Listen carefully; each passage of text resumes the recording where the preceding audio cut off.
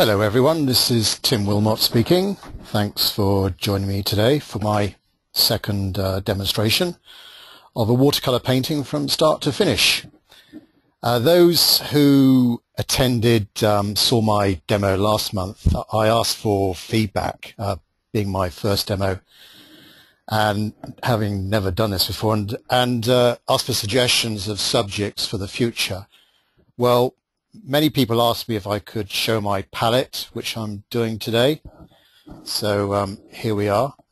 Slightly different orientation to what I'm used to. I normally have the palette that way, so we'll see how we get on.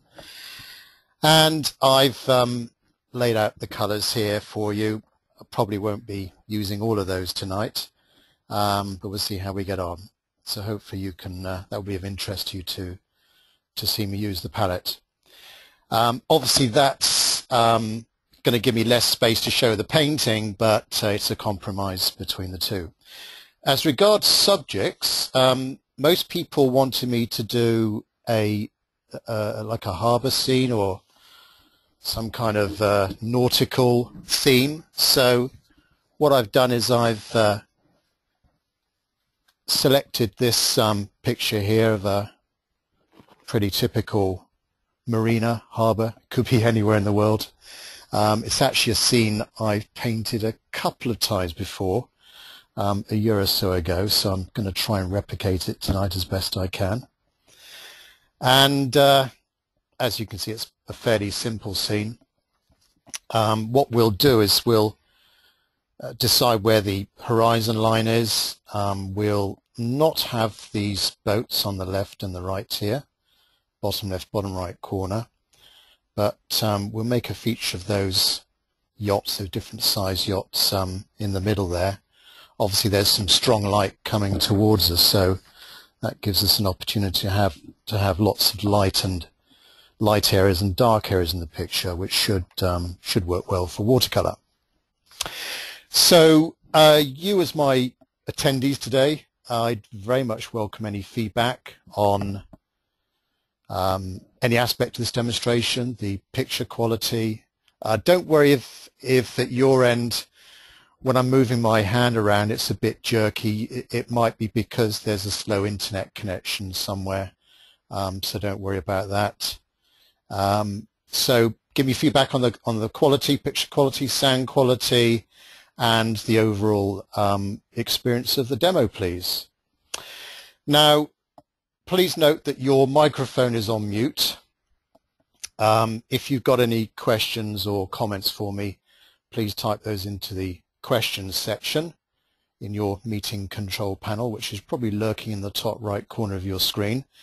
And I'll do my best to answer those at the end, or if I have a pause in the session, maybe I'll have time to review those and we'll do a quick Q&A. By the way, I'll only give out your first name in reading out those questions. And if you really want to, I can unmute your microphone. So when you ask your question, just put in some prefix that you want to speak with me, or you want your microphone put off mute, and we'll speak with each other. So that control panel lurking in the top right corner of your screen, you should have located a little, there's a sidebar, and there's a red rectangle with a white arrow on it. If you click on that, that will minimize the control panel so you can see more of what I'm doing. It won't interfere or overlay your desktop display there. So I'll try and give out as much commentary as I go through, describing what I'm doing or not doing. But please excuse me if there's periods of silence. I'm probably trying to think desperately what to do next. I've got a different camera position this time to my first demo. It's actually right above my head, so hopefully I won't knock anything over, and I don't have so many cables laying in the way. Also, this session is being recorded. I'll just actually check that. Yes, it's being recorded. So if you're watching this on YouTube, you missed it. You missed the live demo. But after the presentation, you will receive an email with a link to the recording, which you can share with other people as you wish. And it'll be up on YouTube as well if I think it's any good. Okay, so let's get started then. Just move all this out of the way.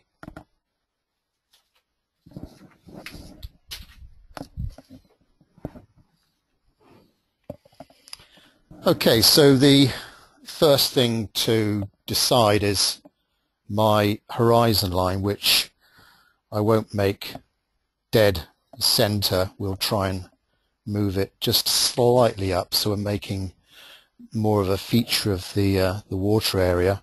So we'll probably start around about there.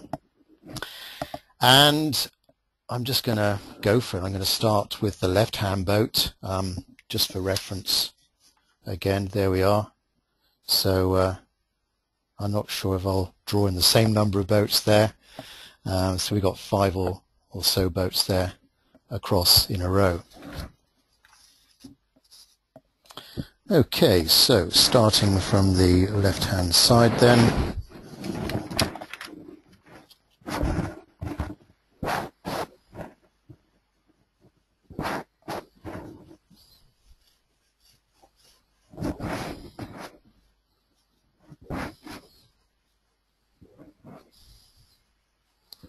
Doesn't need to be too exact.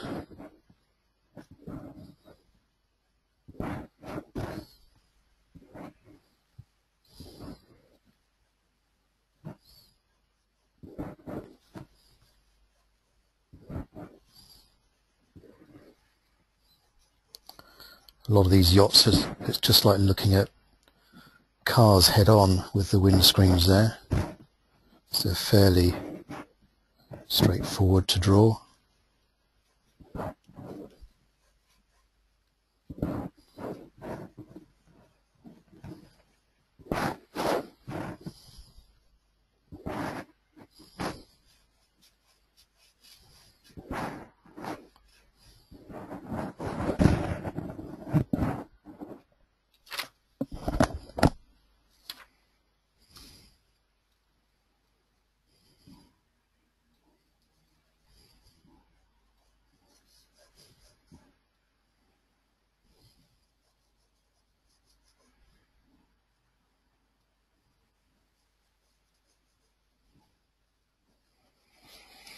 Some gubbins in there.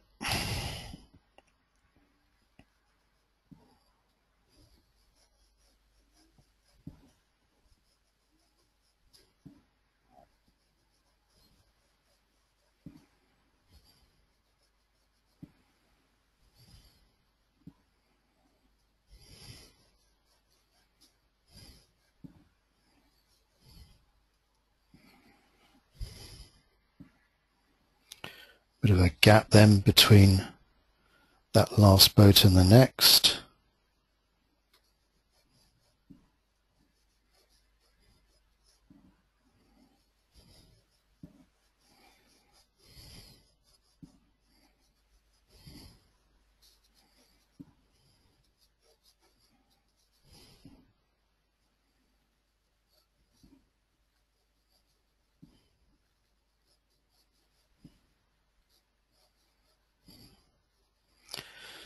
And then we just slip in the last yacht on the right hand side here.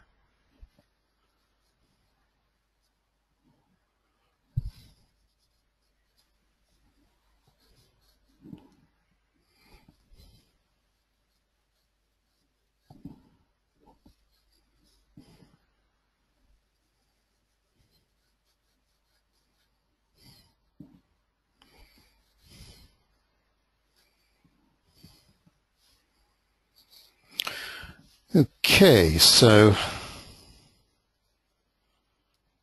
there's the main yachts in a row. Hopefully you can see that. And then the quay side is going to be roughly there. Could be a walkway or something.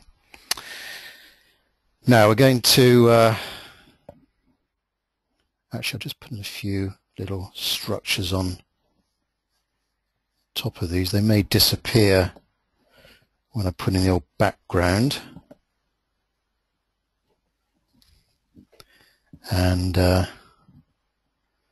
this right-hand yacht being a sailing yacht, it's got a nice tall mast to it.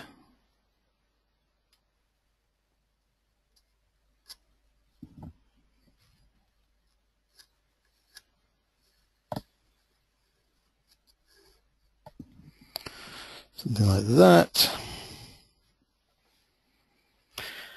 Now there's a background hill, which in this photo is a little bit inconspicuous, so we'll make more of a feature of it, sort of coming sort of down like that, and the actual trough, the valley, not being dead center, maybe slightly to the right of center, and then up on the right hand side. So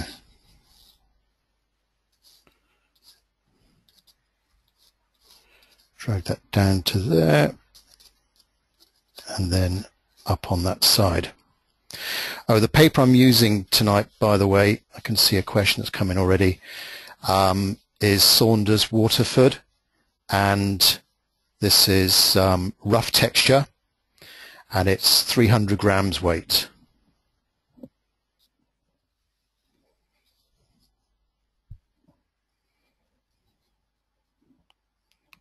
Let's just make sure I know where all these yacht their superstructures.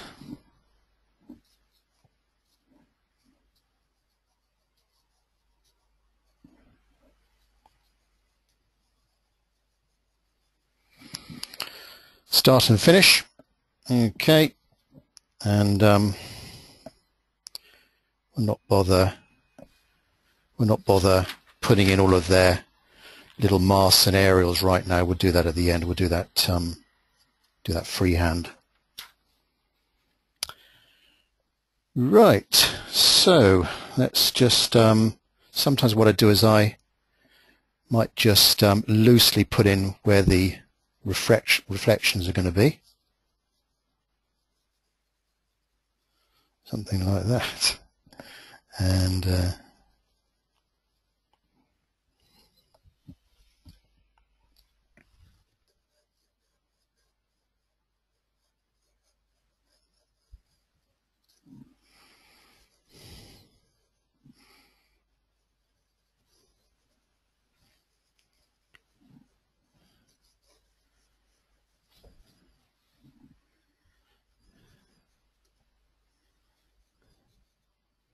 quite a taller yacht there.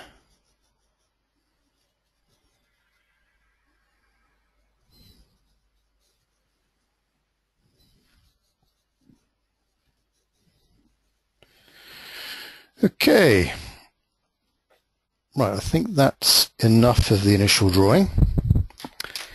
So what we'll do now is start with the sky. But first of all, I'm actually going to wet the bottom left and bottom right corner. The reason for that is that I've taped my paper down, and I find that when I go in with the wash, the sea wash there, the edges dry faster than the middle, so that when I go in for some softer waves, you get different effects happening. So I'm actually going to dampen this bottom left, bottom right corner there, just to compensate for that. So just using any sort of a mop brush, just dampen that.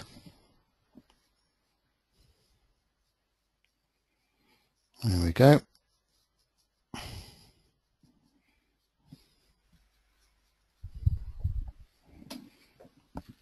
I'm going to dampen the whole of the sky as well, so I get a nice graded wash in there.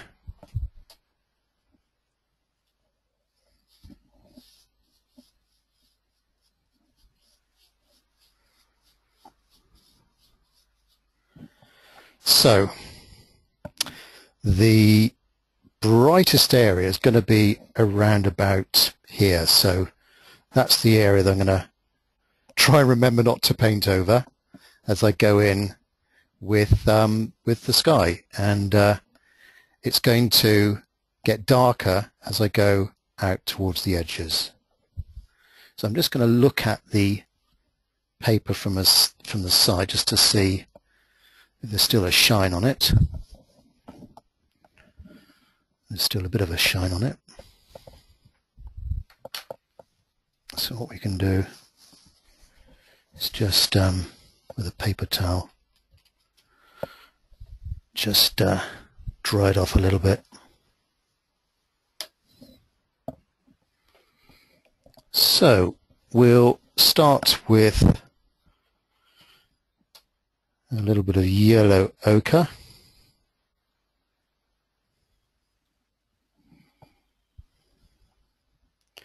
And there's something like that. And now go in with some cerulean.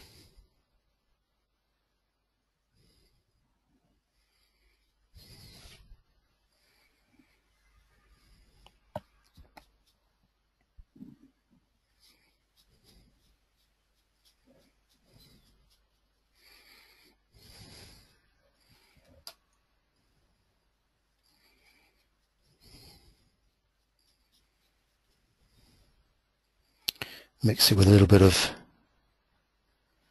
cobalt to make it a bit darker.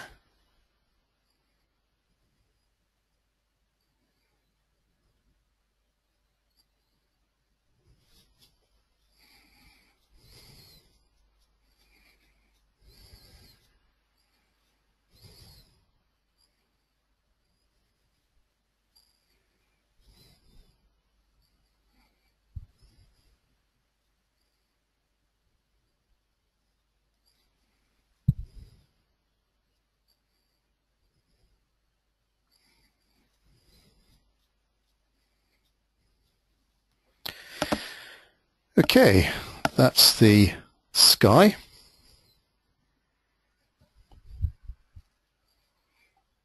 What I'll do is I'll just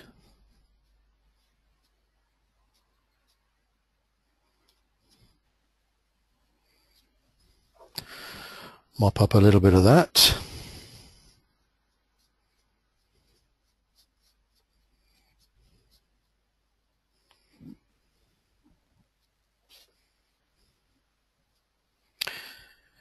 Right, now for the sea.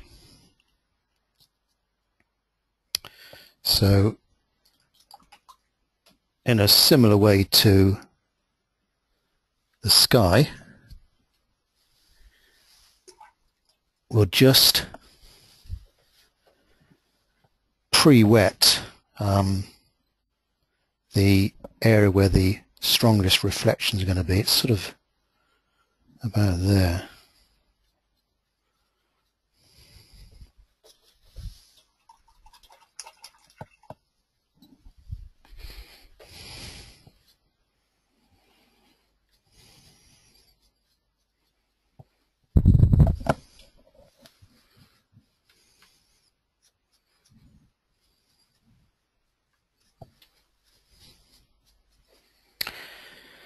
Now, again, like the sky, we'll start off with a bit of yellow ochre.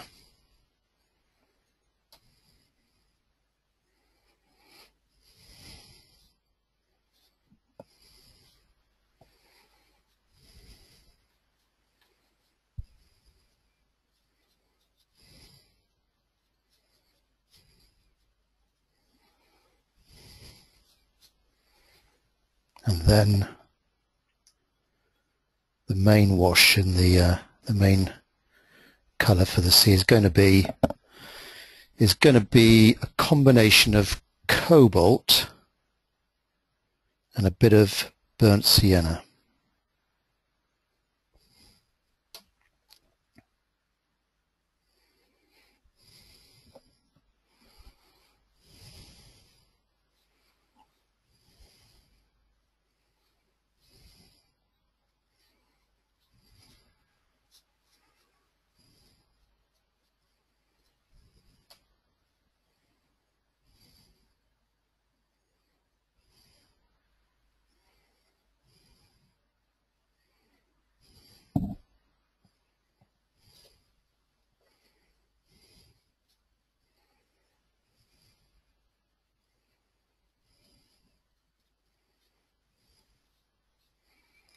And we'll come darker as we come down to the bottom.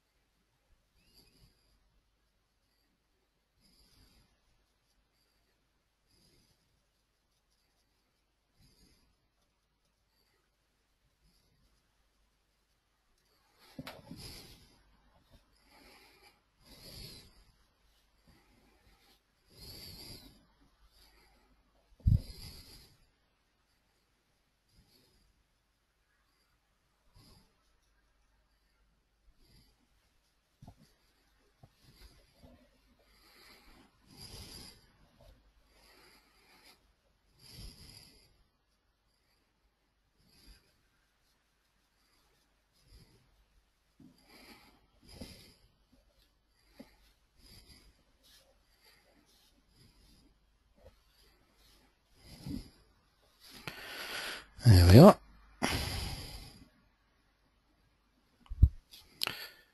So,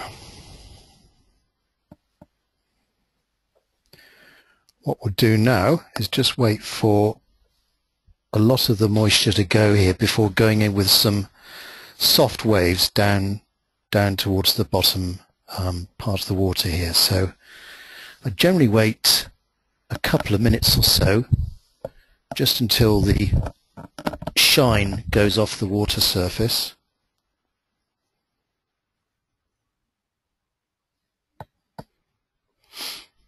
So it's all about timing this.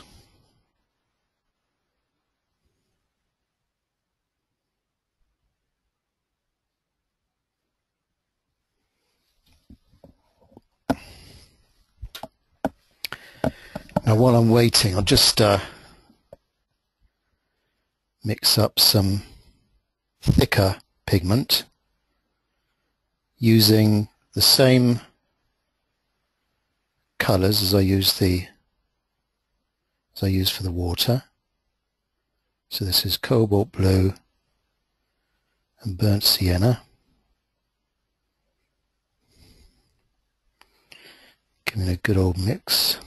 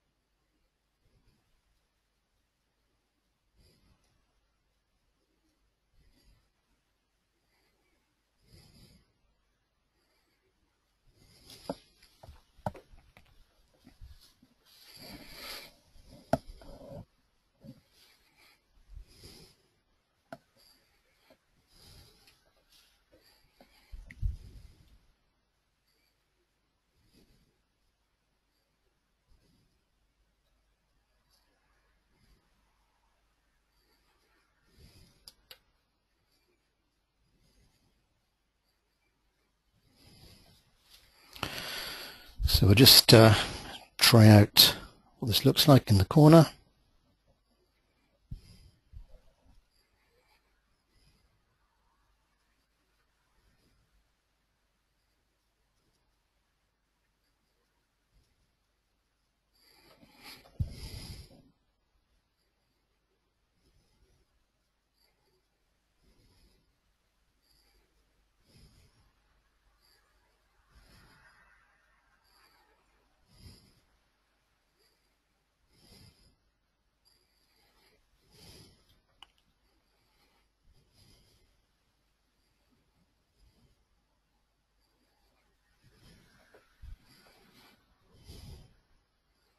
So these are just little soft waves here.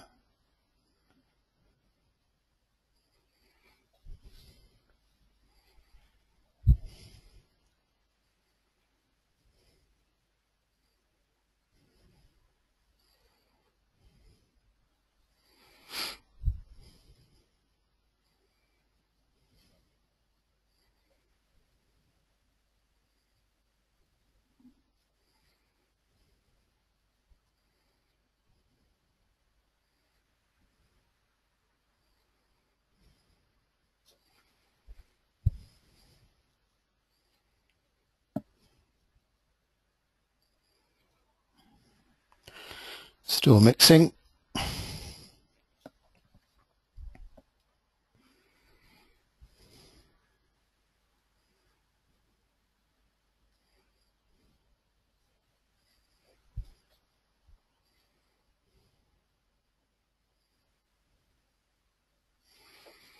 Try not to overdo it.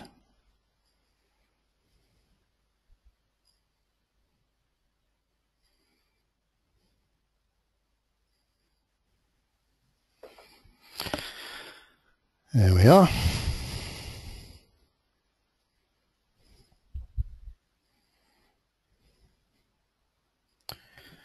So I think that's enough. So we'll just let that dry off a little bit.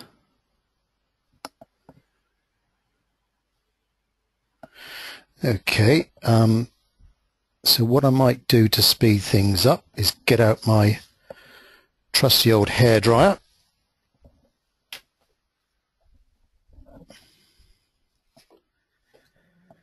So as not to deafen you, I'm going to just put you on mute at the moment. I'll put myself on mute. Hang on a second.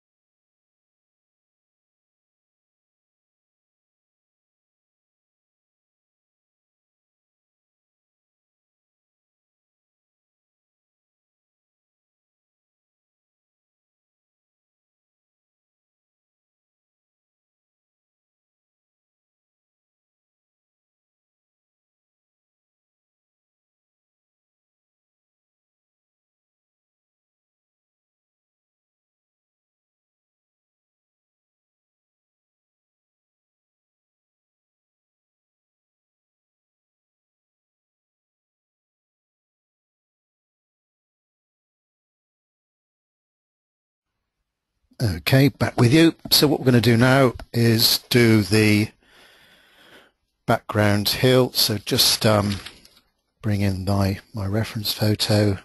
So we're going to, what I'm looking at here is the tone of the background compared to these yachts here, and the background is going to be slightly darker than the yachts. So I'm going to get a smaller mop brush here to do the background hill with, and it's pretty much just using that same colour that we had before.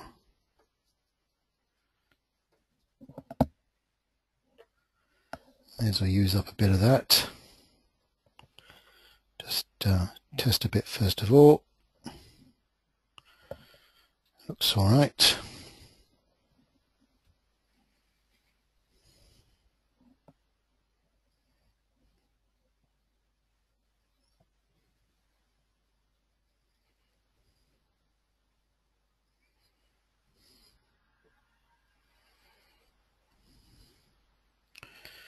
And try and not make it too uniform.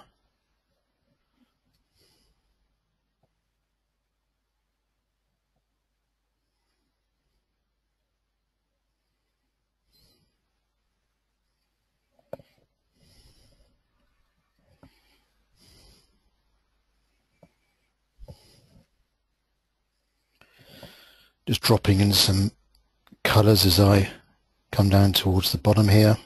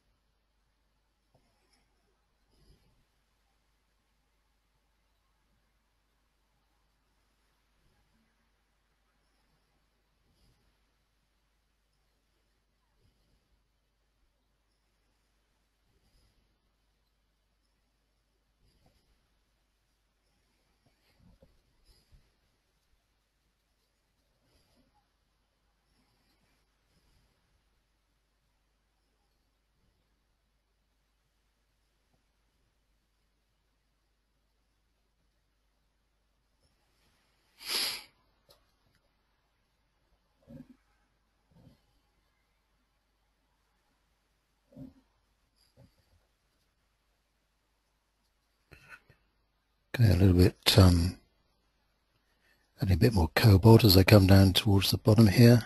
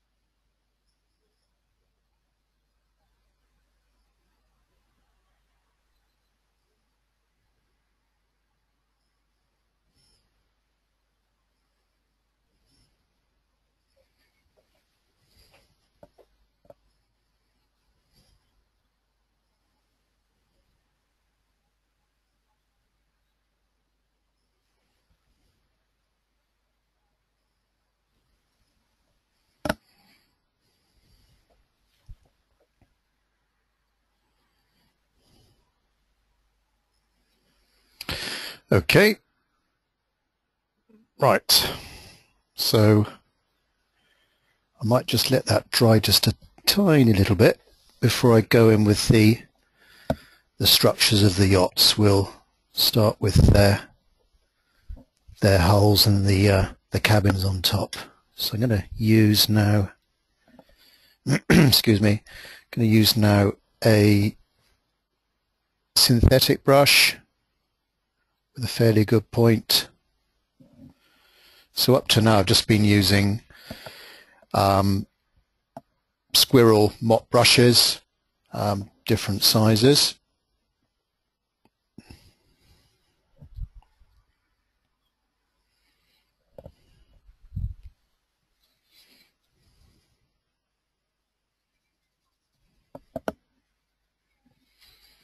So these yachts,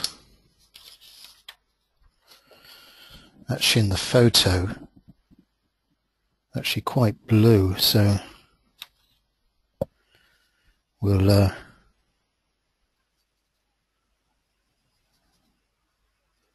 add in a bit of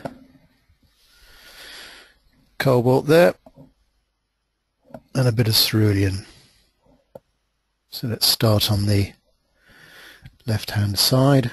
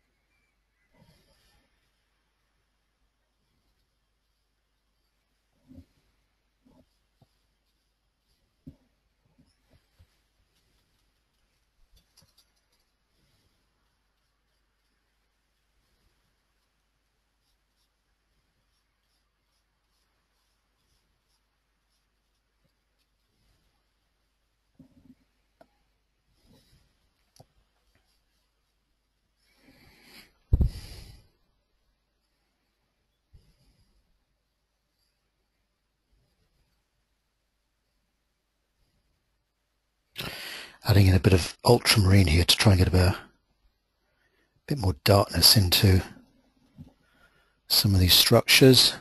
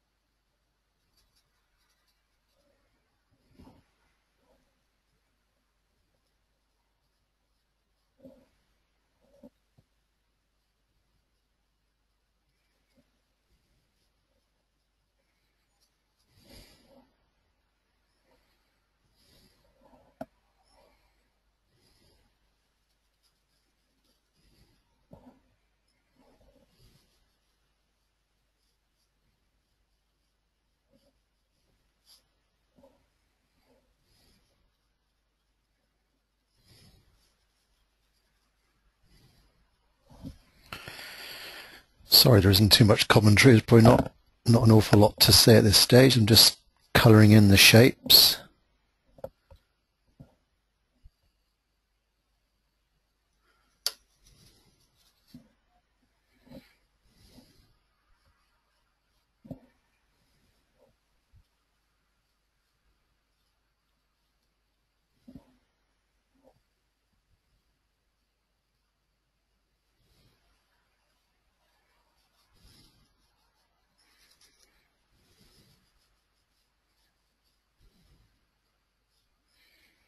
Right, let's try and, again with ultramarine and some burnt sienna, just add in a bit more strength.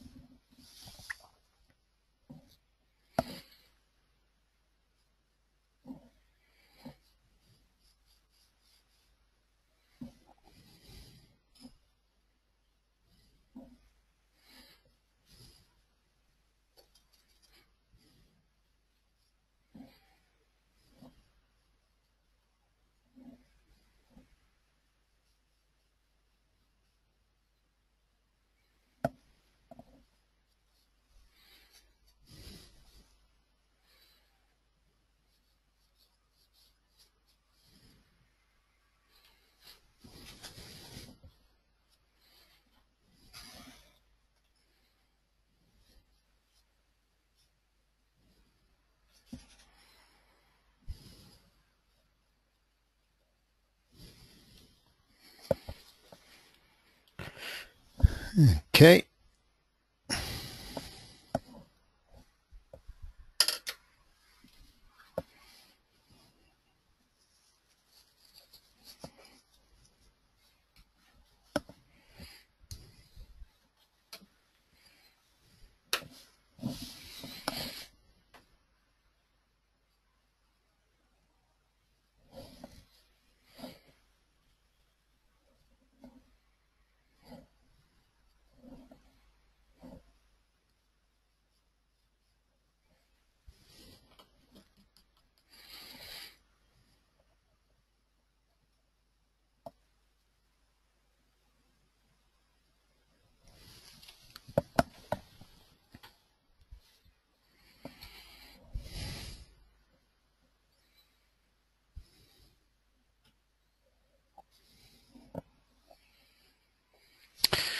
Right.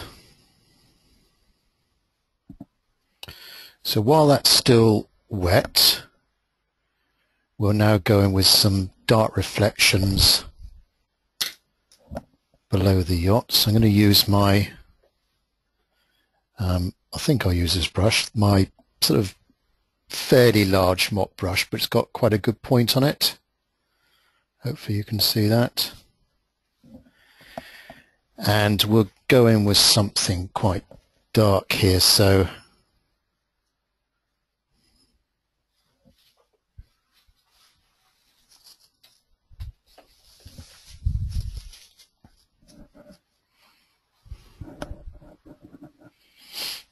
we're going to choose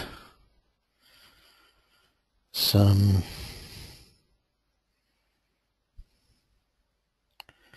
ultramarine and burnt sienna.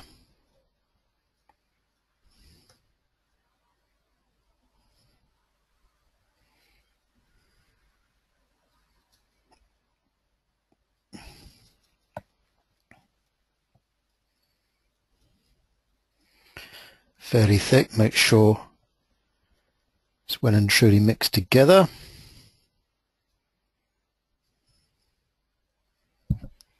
Try and get a good point on it.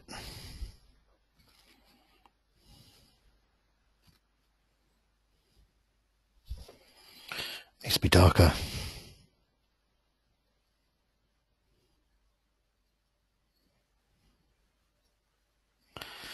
Add in some alizarin crimson.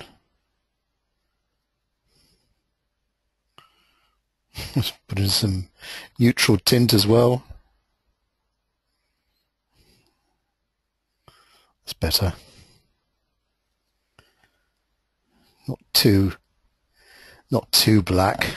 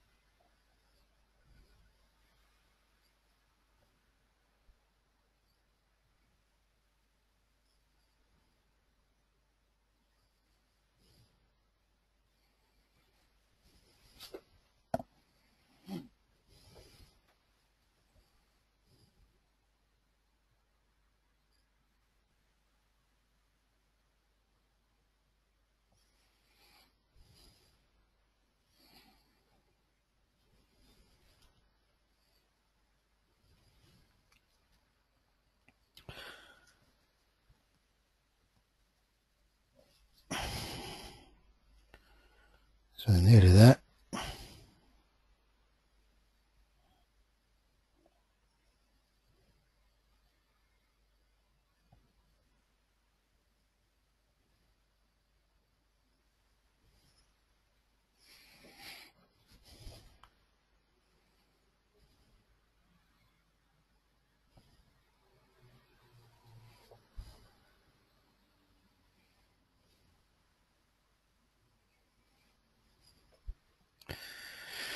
Right, let's just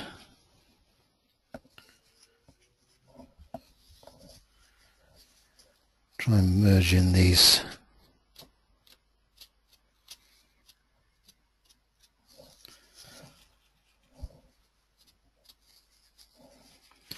merging the hole with the waterline a bit, try and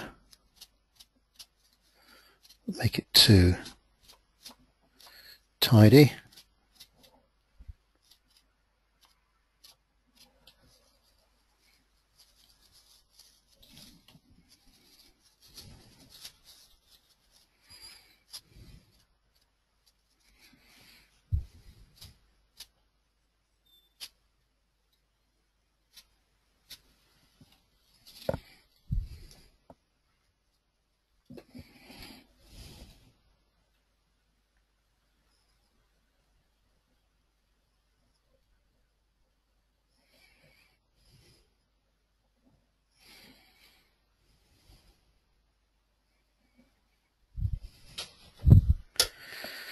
Now we'll just put in the windscreens of the yacht, so we'll do that with ultramarine blue and a bit of burnt sienna.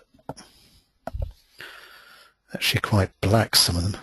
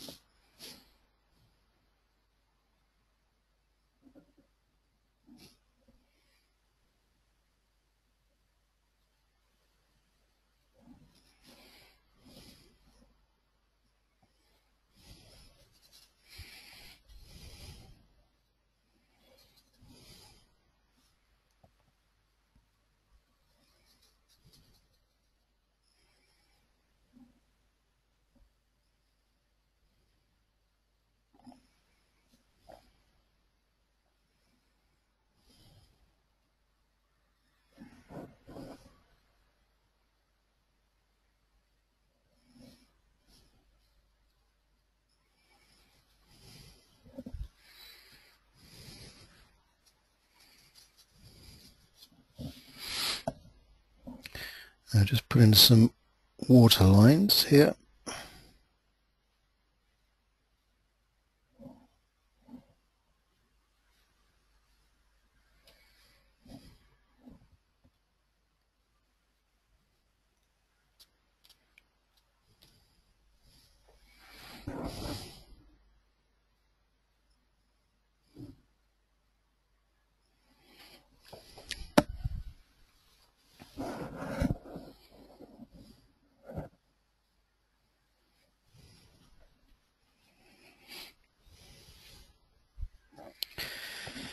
And now let's get in some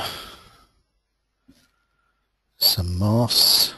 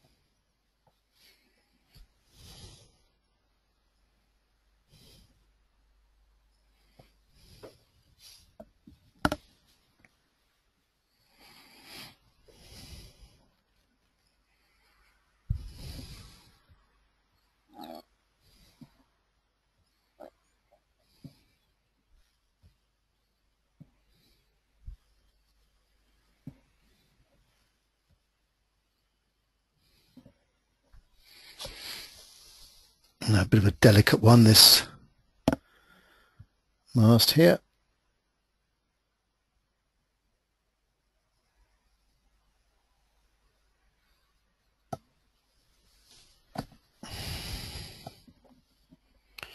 And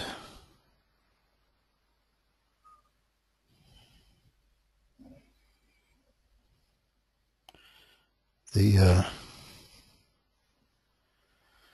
that jib, or whatever it's called.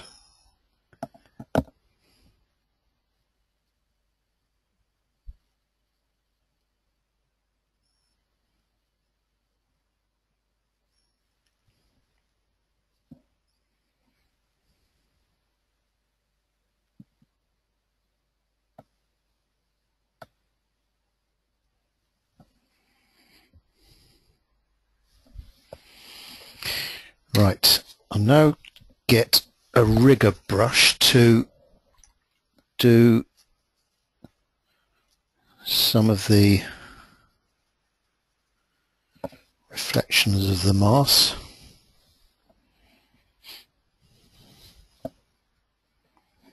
So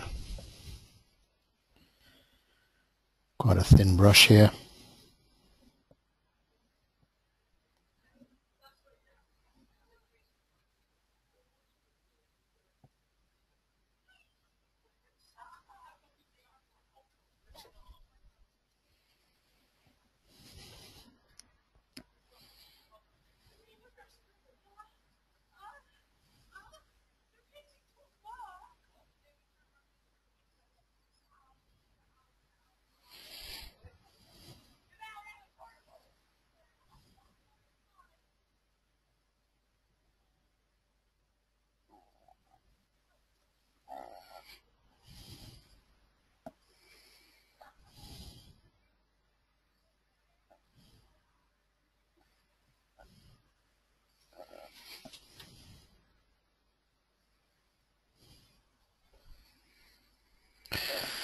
Okay, might have some little seabirds or seagulls. Shall I or shan't I? Yeah, go on.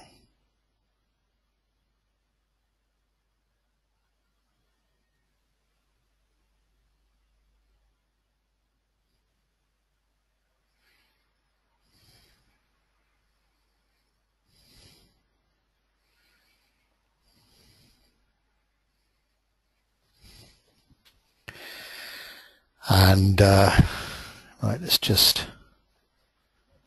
add a bit more detail to some of these yachts.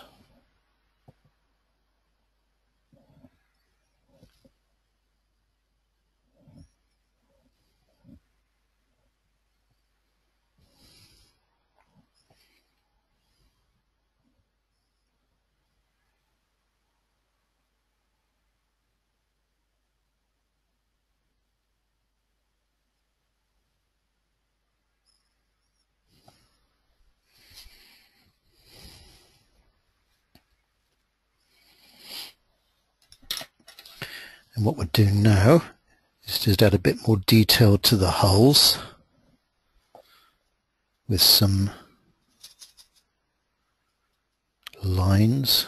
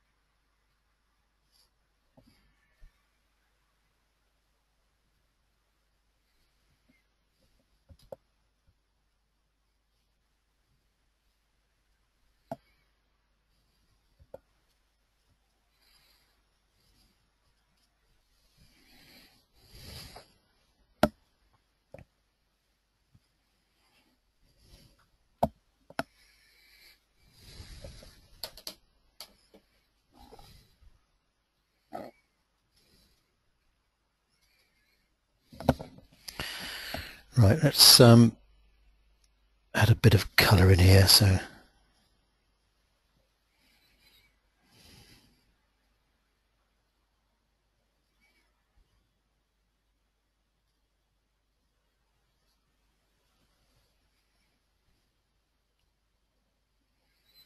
just a dab of red.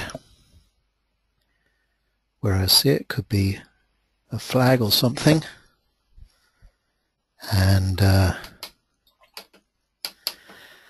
let's just now finish off with a little bit of white gouache for some masts and rigging that's catching the light. So I'm going to go for actually I'll use my rigger brush again, but I'll have to give it a good old clean with all that black stuff that was on it before.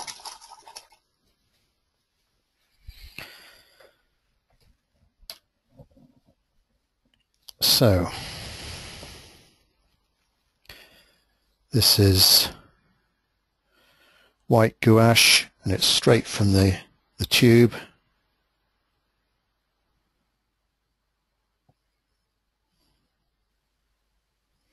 There's too much water on there. Excuse me.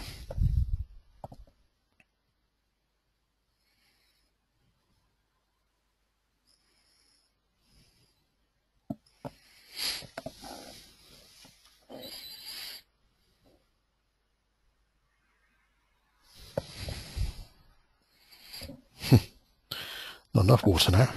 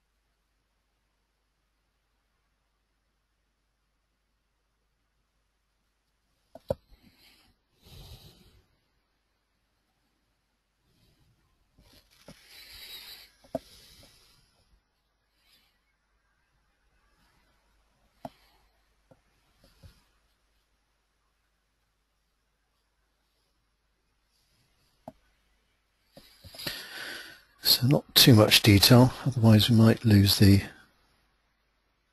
freshness of it.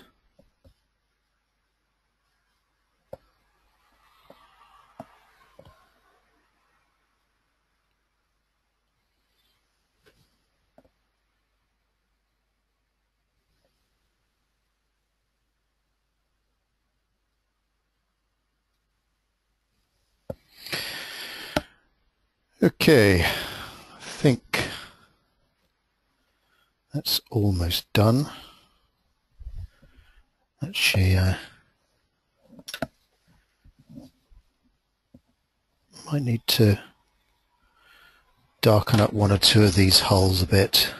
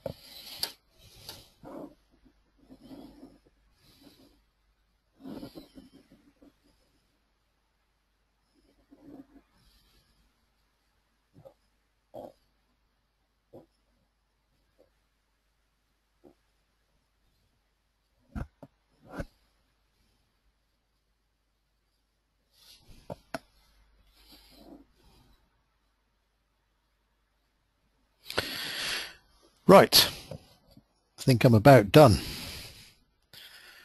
I'll stop mucking about with it now.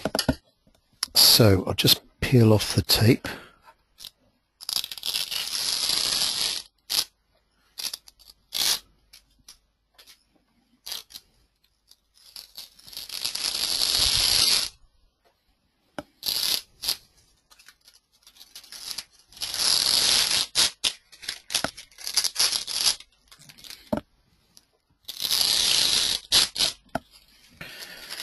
There we are.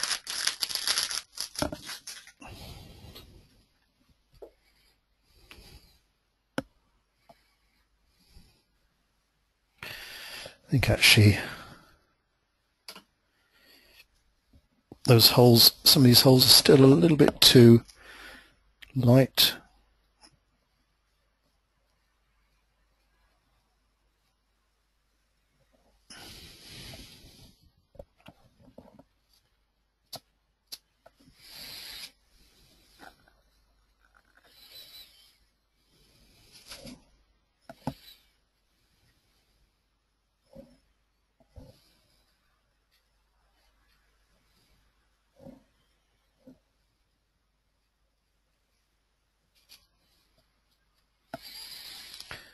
There we are, finished.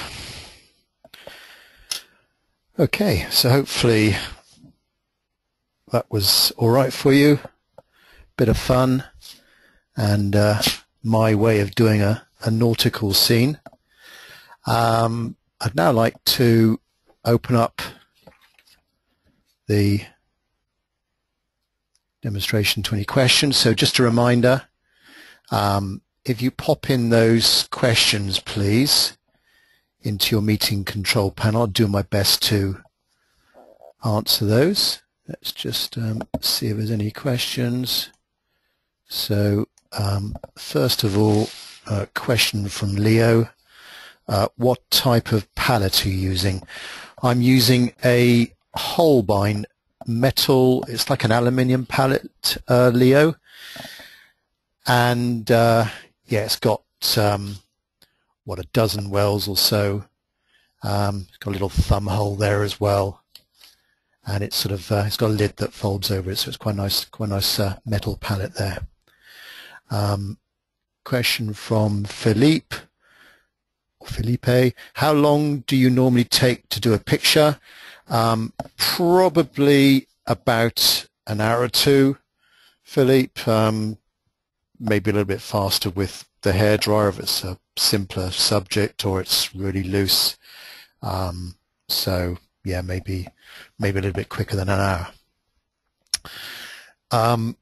Question from Joe. Are you using fresh pigment in your palette?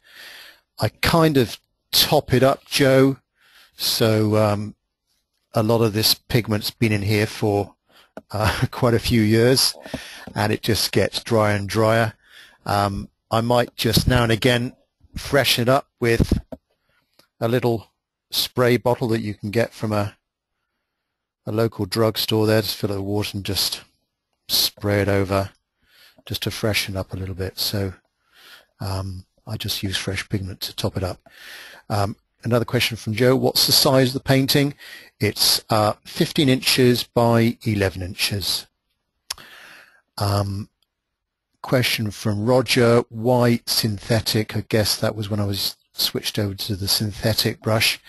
I just find it's got slightly better control when I want to do little bits of detail, Roger, or smaller areas. It's got a stiffness to it that allows me to, when I put some paint down, I know where it's going to go. Question from Tony. Do you use neutral tint just to darken the colors, or does it have any other purpose? I might use it neat, Tony, if I'm doing dark lines or really dark areas or a dark figure or some dark clothing of some people. But most of the time it is added to say ultramarine blue or burnt sienna, just to take the dullness off it. Next question from Joseph. Did you stretch the paper prior to beginning this painting? Was this quarter sheet size 11 by 15? Yes, it's quarter sheet size, Joseph. And no, I didn't stretch it. I used normal decorator's masking tape just to tape down the sides there, and maybe half an inch or a centimetre or so, a little bit more than a centimetre border there. And I find that with the heavy duty paper, then it doesn't buckle too much. And actually, if it does buckle with a scene like this, when you're going in with the waves there, then that can help it when you've got those little ridges and your brush just catches itself in random areas. That introduces a nice effect when it does do a little bit of buckling there. Thank you, Frank, for your comments. Thanks very much. Question from Tony. Any reason you use yellow ochre rather than raw sienna? Is it just opaque over transparent? I find with raw sienna, me personally, it just tends to, if I use it with something else, it goes a sort of muddy colour. I know a lot of people do use it. I might try it again later, but at the moment I'm happy with yellow ochre. Question from Steve: what is neutral tint? Is it the same as Payne's grey? Yeah, they're very similar. Not exactly sure what the difference is. When you put it, when you actually take out the tube, it looks identical to me. I suppose Payne's grey's got a little bit of blue in it, to my thinking. So yeah. Question from Noel: what kind of tape did you use? It's just masking tape that you would use for when you're decorating and you don't want to paint over certain edges. So it's got some temporary stickness to it, so it's quite easy to drag off the paper. Question from Joseph: do you ever paint full sheet 30 inches by 22 inch size? No, I got to half sheet quite regularly when I've got a bit more space. Quarter sheet size, which is what I'm doing today, is the most common one I do. Is the paper more challenging to keep flat without buckling at that size?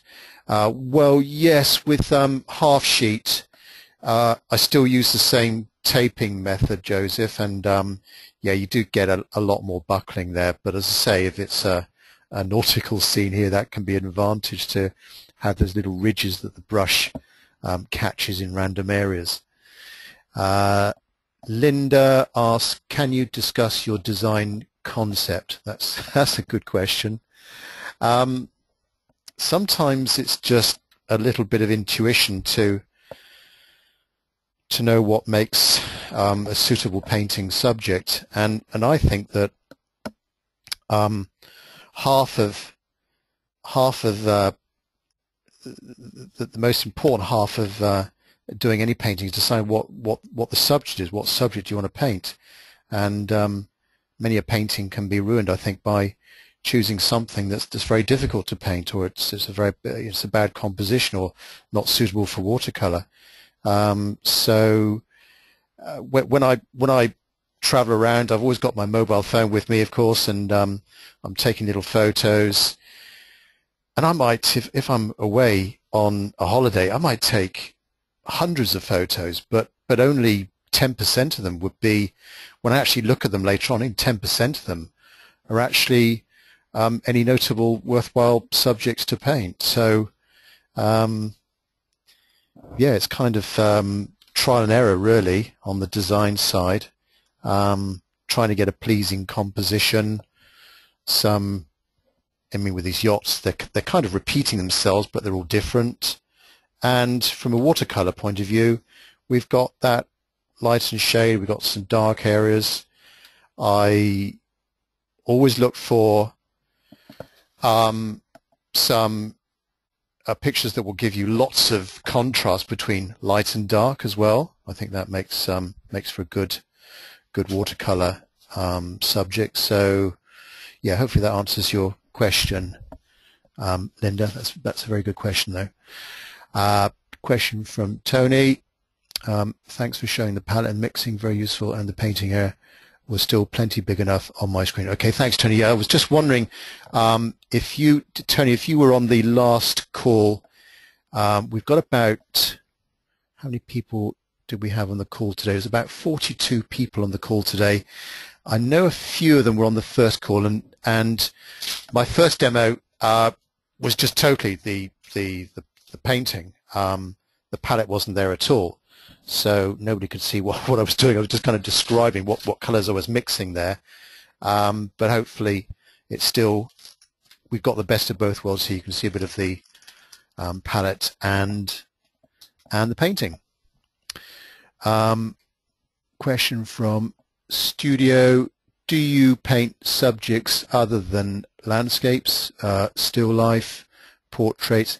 Very rarely. I used to do still life a long time ago when I was a kid, so practicing with fruit bowls and bits of pottery and cups and things, and drawing glasses. That was particularly difficult, trying to draw glass and mirrors, silver plated ornaments. Portraits a little bit, but I'm more into landscapes now. That's what I get the most satisfaction out of. And second question from Studio, have you tried any other techniques such as oil, acrylic, pencil or pastels? Pencil, yes, I do plenty of sketching, but all the other medium, no. I think if I started doing some other medium, I would just lose focus on watercolor. I want to just concentrate on one medium and try and, as best I can, master that rather than being distracted with other medium. And I do see other people dabbling in oil and acrylics and pastels, and they do really well, and I'm very envious of them, but I can't. I'm not that clever. Okay, Joseph saying, I like the setup of showing your paper surface and the palette at the same time. Are you having to work around the camera? Yes, I am. I don't know whether you noticed, but if you heard a bang now and again, Joseph, that was me. My headset was banging into like a support arm for the camera, so it's still sort of in the way, but just have to watch myself better next time. So apologies if you heard some bangs during the call here. Question from Tony: How about sun behind you next time rather than contre jour again? I hate that, Tony, because often with the light behind you, that makes for a very good, in my mind, it makes for a very good photograph, but you don't then get shadows. You can have a picture that's sort of all one tone, and as I say, it might make a great photograph, but not good for a watercolor. So I've done it a few times. I keep dabbling with it, and I will persevere, but we'll see next time. Yeah, so incidentally, as regards next time, I might do another live demo in about a month or two's time. I'm pretty busy in April, but I'm sure I'll be able to organize something for May. So if you keep a watch out for my blog, or you can email me if you've got any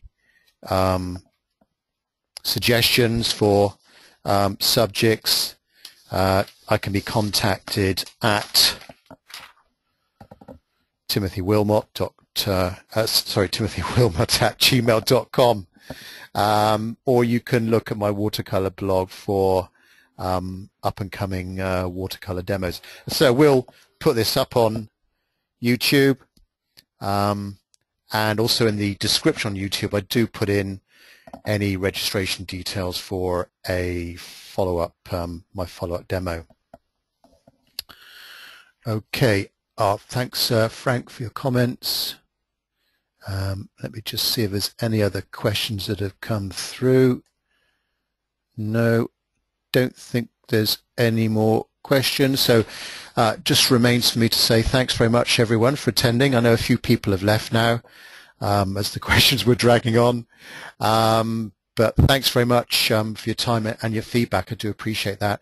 So again, any suggestions for future subjects, please let me know. Your comments are much valued. Thank you very much, and thanks for attending. Thank you, and have a nice evening or good day, whatever time zone you're in. Thank you.